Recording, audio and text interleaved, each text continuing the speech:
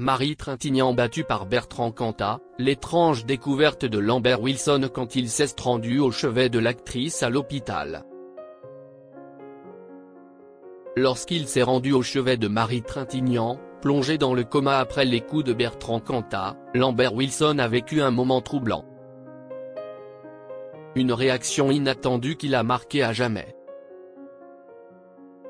Marie Trintignant, actrice et fille du célèbre Jean-Louis Trintignant, est devenue malgré elle un symbole des violences faites aux femmes.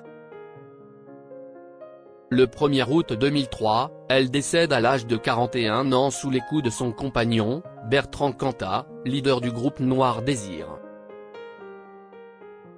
Ce drame, survenu à Vilnius en Lituanie, alors qu'elle tournait le téléfilm Colette, une femme libre, a profondément marqué la société française.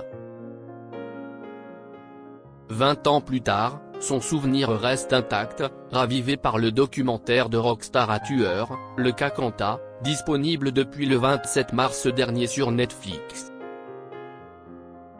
Marie Trintignant et Bertrand Cantat, retour sur leur début de relation. Tout commence en 2002. Marie Trintignant, en pleine préparation du film Janis et John, cherche à s'imprégner de l'univers musical. C'est lors d'un concert de Noir Désir qu'elle approche Bertrand Cantat pour lui demander conseil. De cette première conversation naît une passion brûlante entre l'actrice et le chanteur. Mais derrière cette alchimie naissante se cache une emprise insidieuse. Rapidement, la relation prend un tournant oppressant, comme le montre le documentaire de Netflix. L'attitude jalouse de Bertrand Cantat devient omniprésente, il suit Marie partout, l'étouffe, et tolère mal qu'elle s'éloigne, même pour quelques instants. Le SMS de la discorde avant la mort de Marie Trintignant sous les coups de Bertrand Cantat.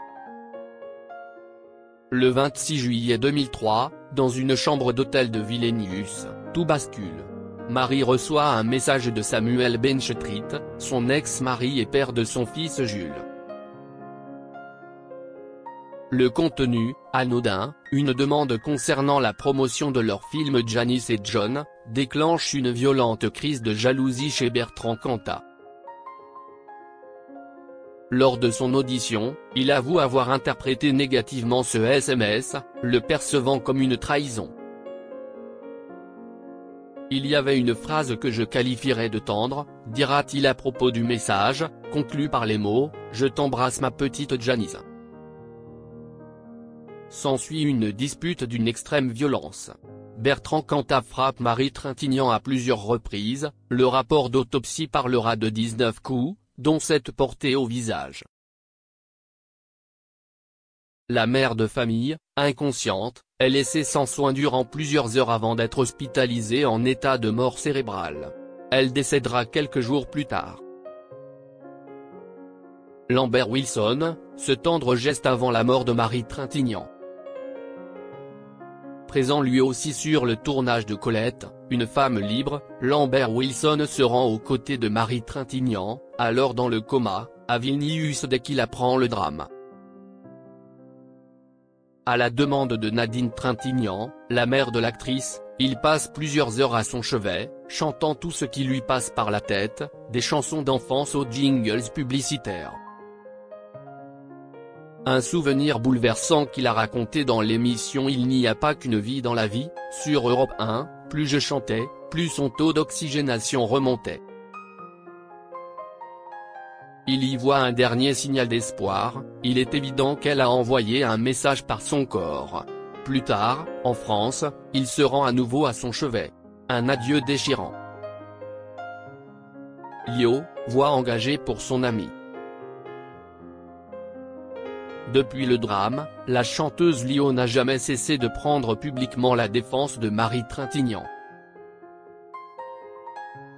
Dès les premières semaines suivant la tragédie, elle a dénoncé l'attitude de Bertrand Cantat, insistant sur le fait que l'artiste n'aimait pas son ami, contrairement à ce que beaucoup laissaient entendre à l'époque.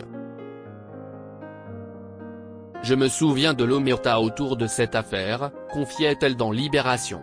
Depuis, elle est devenue une figure forte de la lutte contre les violences conjugales en France.